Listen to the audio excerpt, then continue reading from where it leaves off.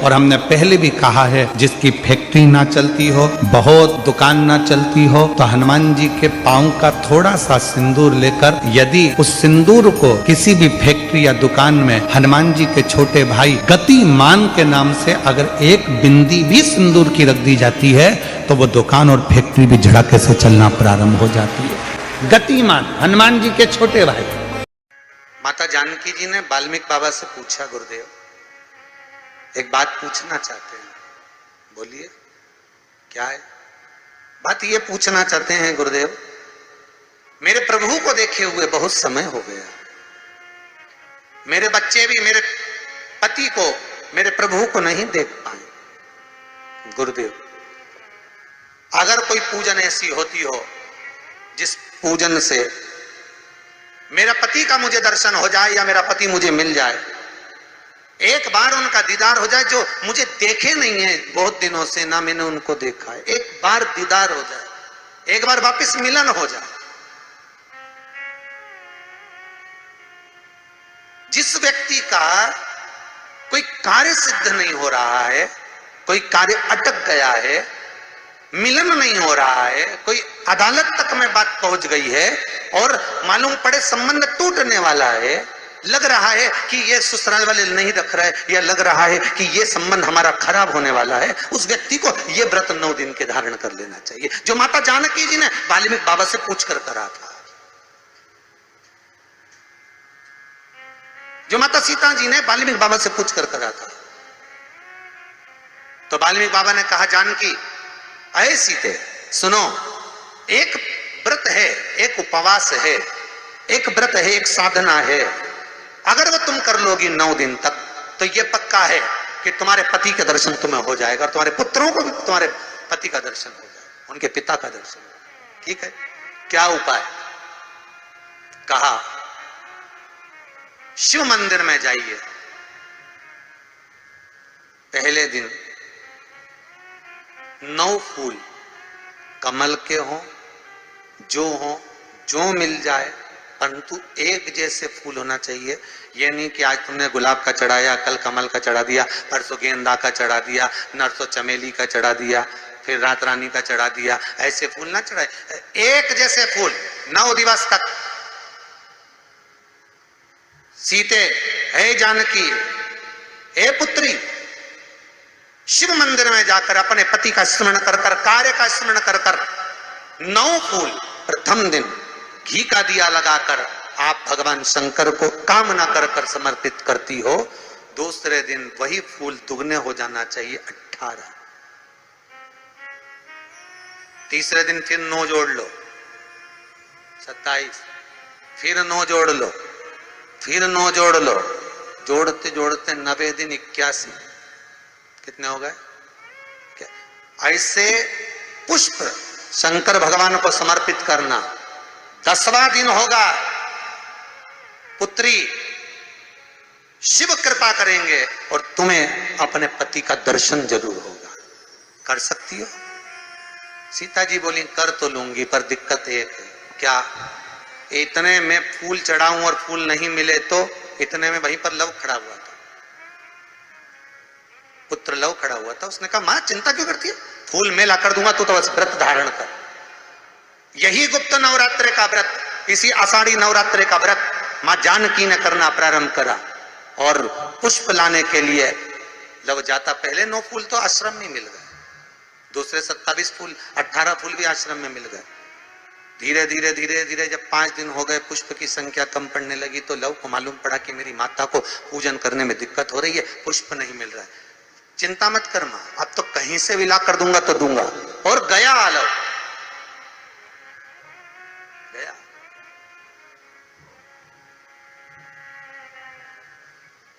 अयोध्या में पहुंच गए, जहां एक सुंदर सा सरोवर था। सरोवर के दरवाजे पर द्वारपाल खड़े हुए थे, अंदर नहीं जाने दिया। मुझे जाने दो, मुझे पुष्प चाहिए, मेरी माता पूजन कर रही। द्वारपालों ने पकड़ना चाहा, मना करा, नहीं माना। लव इनको पटक कर अंदर प्रवेश कर गया, फूल लेकर आया, माता को दिया। धीरे धीरे पुष्प आते रहे, चलता रहा। खबर पहुंच गई श्री राम जी महाराज के पास में कि कोई वाल्मीकि बाबा का शिष्य आता है और सरोवर के सारे कमल के फूल तोड़कर ले जाता है। बड़ा उद्दंड है, सैनिकों को मार देता है। सैनिक वो पड़े दूरों। राम जी को सूचना मिली, आज 9वां दिन था, माता जानकी इंतजार कर रही है पुष्प आए। इतने में चारों तरफ सेना को लगा दिया गया कि आज सरोवर का एक पुष्प नहीं जाना चाहिए, और लव का युद्ध प्रारंभ हो गया उस अयोध्या के सरोवर पर। अंत में सबको पटक कर लव 81 फूल लेकर पहुंचे और मां से कहा, मां आज आखिरी का दिन है, शिव को रिझा ले। और माता ने शंकर भगवान को फूल चढ़ाया। 10वें दिन सूचना आ गई वाल्मीकि बाबा के पास में, तुम्हारा कोई शिष्य है लव, बड़ा उद्दंडी है, या तो उसको लेकर आओ, नहीं तो हमारी सेना उसको पकड़ने के लिए आ रही है। और किस माता का पुत्र है उस माता को भी लेकर आना, और किस भाई का भाई है वो उसको भी लेकर आना। और गुरुदेव आपने बालक को क्या सिखाया कि वो इतनी उद्दंडता कर रहा, आप भी आना, नहीं तो हम सेना लेकर पहुंचे। वाल्मीकि बाबा ने लिखकर पहुंचा दिया, चिंता मत करो हम पूरे ही आएंगे। वाल्मीकि बाबा को तो मालूम था व्रत पूरा हो चुका है तो दर्शन तो होना ही है, भले कैसे भी हो, भले लड़ाई से हो, विवाद से हो, पर खबर तो आ गई ना, समझौता की कड़ी तो जुड़ गई ना।